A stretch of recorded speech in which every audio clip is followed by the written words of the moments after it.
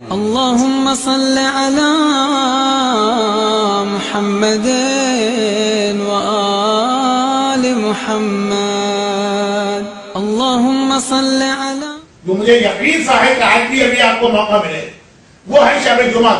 زیارت وارثہ جب امام مظلوم کی آپ پڑھتے ہیں وہ بہترین موقع ہوتا ہے اپنی دعا قبول کروانے دعائے وارثہ زیارت وارثہ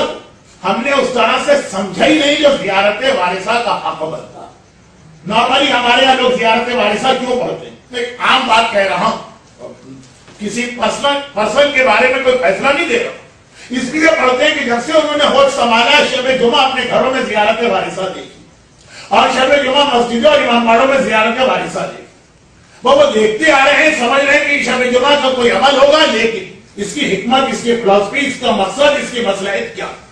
وہ بہت کم لوگوں کو معلوم اور اسی کا نتیجہ یہ دو چھوٹی باتیں نمبر ایک زیارت وارثہ میں جب آقا حسین کو سلام کرتے کرتے الحادی المہدی کا لفظ آتا ہے تو اکثر لوگ یہ سمجھتے ہیں کہ یہ زمانے کے امام کا تذکرہ ہو رہا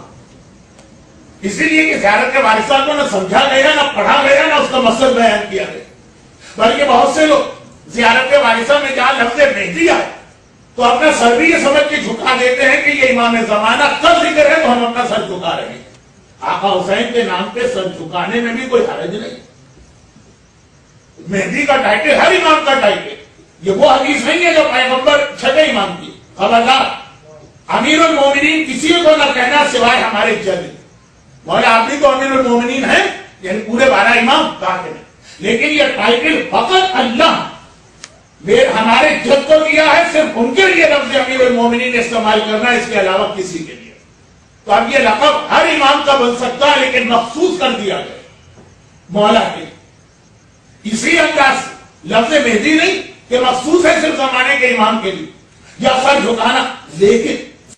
وارثہ میں لوگ یہ سمجھ کے سر نہیں جھکا رہے کہ آقا حسین کے نام پہ ہم سر جھکا رہے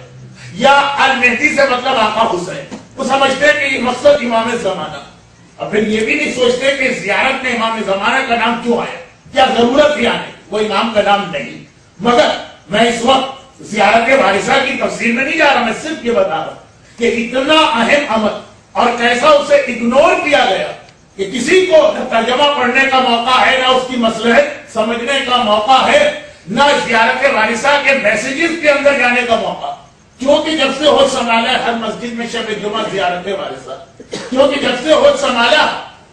گھروں کے اندر ہر شب جمعہ خواتین بھی زیارت وارثہ پڑھ رہے تو خیر یہ موضوع نہیں بتائیے رہا تھا جس کی وجہ ایک کی اگنورنس آ گئی یہ تو خیر کوئی بہت بڑی خرابی نہیں ہے چلے آپ نے سوچ لی کہ زیارت وارثہ میں یہ امام زمانہ کا نام بھی ہے تو کوئی حرج نہیں لیکن ویسے معلومات کے لیے یہ ہے کہ اس وقت آقا حسین کے لیے لفظ مہدی استعمال ہوگا مگر دوسری بات کہ زیارت وارثہ جو اس کی مصلحت اور حکمت آئی ہے اس کے اعتبار سے یہ بہترین موقع ہے قبولیت دعا وہ تو کہیے کہ کچھ مجلسیں مجھے 90s میں ایسی پڑھنا پڑی جب میں خود پاکستان میں تھا اور پاکستان لوگوں کی جان خطرے میں تھی لوگ میں نے غلط کہا صاحبان ایمان ان کے بزنس اور مال خطرے میں تھے ان کی اولادیں خطرے میں تھی تو مجھے خاص طور پہ زیارت وارثہ میں مسلسل مجلسیں پڑھنا پڑی کہ یہ بہترین عمل قرار دیا گیا ہے جان کی حفاظت کے لیے یہ بہترین عمل قرار دیا گیا ہے مال اور کاروبار کی حفاظت کے لیے یہ بہترین عمل قرار دیا گیا ہے اولاد کی حفاظت کے لیے زیارت وارثہ لیکن یہ تو بہت اس وقت مومنین کرام کا اپنا پرابلم تھا اس لیے اتنی بات آ گئی پھر بھی زیارت وارثہ کا حق ادا نہ ہوا وہ حق صرف اس سے آپ اندازہ کریں کہ بہت سارے مجتہدین یہ فتوے پہ آپ کو عمل نہیں کرنا ہے جب تک کہ کنفرم نہ ہو کہ آپ کے مرجع کبھی یہ فتوا لیکن بہت سارے مجتہدین یہ فتوا دیا ہوا کہ زیارت وارثہ اگر آپ اپنے گھر میں بھی پڑھیں گے اور اس کا غسل کریں گے تو اس غسل کا وہی اسٹیٹس ہے جو کربلا والے غسل کا اسٹیٹس کربلا میں اگر آپ آقا کے حرم میں جا رہے ہیں اور غسل کر کے جائیں گے تو اس کے بعد آپ کو وضو کی ضرورت نہیں اگر آپ اپنے گھر میں آج زیارت وارثہ پڑھنا چاہیں تو اس کے لیے بھی غسل کریں اور اس غسل کی کبھی وہی اسٹیٹس ہے کہ وضو کی ضرورت نہیں اور آپ نماز پڑھ سکتے ہیں باقی 13 معصومی رسول خدا کی 13 مولا علی کی 13 میں شامل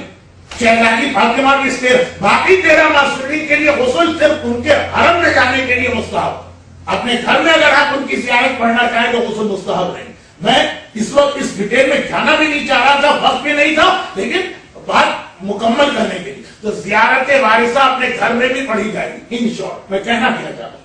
تھوڑا الجھ گیا, میں کہنا کیا چاہ رہا ہوں کہ زیارت وارثہ جب آپ اپنے گھر میں بھی پڑھتے ہیں تو اس کا وہی اسٹیٹس ہے جیسے کربلا میں آقا حسین کے روضے کے سامنے کھڑے ہو کے زیارت پڑھ رہے ہیں. اگر آپ رسول خدا کی زیارت اپنے گھر میں پڑھیں گے اس کا وہ اسٹیٹس نہیں ہے جو مدینے کے اندر. اگر آپ شہزادی فاطمہ کی زیارت پڑھیں گے اس کا وہ ثواب نہیں جو جنت البقیع میں زیارت پڑھنے کا ثواب. اگر آپ مولا علی کی زیارت پڑھیں گے تو وہ منزل نہیں ہے جیسے آپ نجف میں مولا کی زری کے سامنے, صرف زیارت کے وارثہ کا اسٹیٹس. تو اس سے میں کہنا کیا چاہ رہا ہوں, ایک فقہی مسئلے کی مدد سے میں نے بات سمجھانے کی ناکام کوشش کی. آئیے اب پیغام دے کہ اگر کربلا میں آپ جائیں, اور کتنے سارے لوگ گئے اور ہر سال جا رہے ہیں اور بار بار جا رہے ہیں, جب کربلا میں زری کے سامنے جا کے زیارت پڑھتے ہیں تو اسی طرح آتے ہیں یہ فوراً اپنی حاجتیں پیش کرنا شروع کر دیتے ہیں. زیارت وارثہ اگر آپ جعفریہ کے اس ہال میں بھی پڑھ رہے ہیں اور اگر آپ اپنے گھر کے اندر بھی پڑھ رہے ہیں تو یہ سمجھ کے پڑھیے کہ کربلا میں آقا حسین کی زری کے سامنے کھڑے ہیں, ابھی آپ نے سلام کیا, زیارت بھی سلام, اور آپ اپنی حاجت پیش کریں. ہر زیارت وارثہ کے بعد جو حاجت طلب کی جاتی ہے وہ فوراً قبول ہو. جملہ میں مجلسوں میں مذاق کے طور پہ کہتا ہوں, وہ افطار کی کھجور اور زیارت وارثہ ان دو کے لیے تو بالکل صحیح جملہ. اکثر میں مجلس میں کہتا ہوں کہ لوگ ہمارے پاس آتے ہیں اور ہم تو خیر کیا ایک طالب علم, لیکن بہرحال ایک ہمارا سرکل ہے علماء کا, خطبہ کا, ذاکرین کا, سب سے سننے کو ملتا کہ جہاں مجلس پڑھنے جاؤ خواتین اور حضرات دونوں, عورتیں زیادہ مرد ذرا کم, لیکن بہرحال وہ اپنے مسئلے لے کے آتے ہیں. دنیا کے کسی علاقے میں پہنچی ہر جگہ لوگوں کے پرابلمز, کسی کو یہ مسئلہ ہے کوئی دعا بتائی, مولانا کوئی حاجت پوری ہونے کا عمل بتائی, مولانا کوئی آیت کریمہ بتائی, مولانا کوئی وظیفہ بتائی. یہ ہر ایک کے ساتھ, ہر مجلس پڑھنے کے والے کے ساتھ, ہر ریسیڈنس عالم کے ساتھ ہی گزرتا. اور دعا بھی جب لوگ مانگتے ہیں, مانگنے سے مطلب جب ہم لوگوں سے آ کے مانگتے ہیں, اللہ سے نہیں, جب دعا مانگتے ہیں کہ مولانا کوئی دعا بتائی تو اس کے اندر اتنی جلدی ہوتی کہ ایسی دعا بتائیے کہ آج ہم یہ دعا زبان پہ لائیں, کل صبح ہمارا مسئلہ حل ہو. بالکل جادو منتر کی طرح کی دعا, جس پر میں اکثر ایک جملہ کہتا ہوں کہ لوگ دعا اس طرح مانگتے ہیں جیسے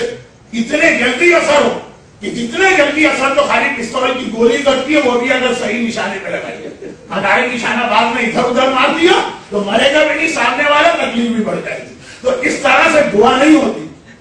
کہ آپ نے پوٹیشیم سائنائڈ کا زہر کھایا اور ایک سیکنڈ کے اندر مر گئے, یا گولی سیدھی آپ کے دل اور دماغ میں لگی اور آپ مر گئے. دعا نہیں ہوتی. یہ دو دعائیں ایسی جن کے بارے میں اطمینان کے ساتھ کہہ سکتا ہوں کہ شاید جو پبلک کی ڈیمانڈ ہے وہ دو موقعوں میں اسی طرح پوری. زیارت وارثہ کے بعد سوچ سمجھ کے دعا, روٹین والی دعا نہیں جس میں آمین آمین کہتے ہیں, آپ کو یہ بھی نہیں پتا کہ کہنے والے نے ابھی کہا کیا جس پہ میں آمین کہہ رہا ہوں. وہ ابھی واقعا دل کی گہرائی کے ساتھ ہر زیارت وارثہ کے بعد ایک دعا. آج بھی انشاءاللہ زیارت وارثہ ہوگی جس کی وجہ میں اپنا بیان مختصر کیے دے رہا ہوں. اور اس موقع کی دعا اتنے ہی جلدی قبول ہوا کرتی ہے, وہ لفظ تو میں نہیں کہوں جو مفاتیح الجنان ایک دعا کے آگے لکھا ہوا, اگرچہ وہ ثابت نہیں ہے لیکن لکھا ہوا کہ راوی نے کہا یہ دعا پڑھو اور اگر فوراً پوری نہ ہو تو میرے اوپر لعنت کرنا. میں یہ تو نہیں کہوں گا کہ آپ میرے اوپر لعنت کریں, بہت سارے لوگ اس کے بغیر ہی لعنت کرتے ہیں صبح شام, لیکن یہ دو دعا ماہ مبارک رمضان کا حلف تھا اور ہر شب جمعہ جب زیارت وارثہ پڑھے. اور اسی کے میں نے ضمناً یہ بتا دی کہ آقا حسین کی زیارت جب پڑھی جائے تو یہی سمجھ کے پڑھی جائے گی جیسے آقا آپ کے سامنے بیٹھے, یہ زری ہے, آپ زری کے سامنے کھڑے, آقا کو آپ دیکھ رہے ہیں, آقا آپ کو دیکھ رہے ہیں. شب جمعہ کا دوسرا پیغام دعا, اور جب ایوری شب جمعہ زیارت وارثہ پڑھتے ہی رہیں تو اسی کے ساتھ دعا ملائیے اور دیکھیے. اور تیسری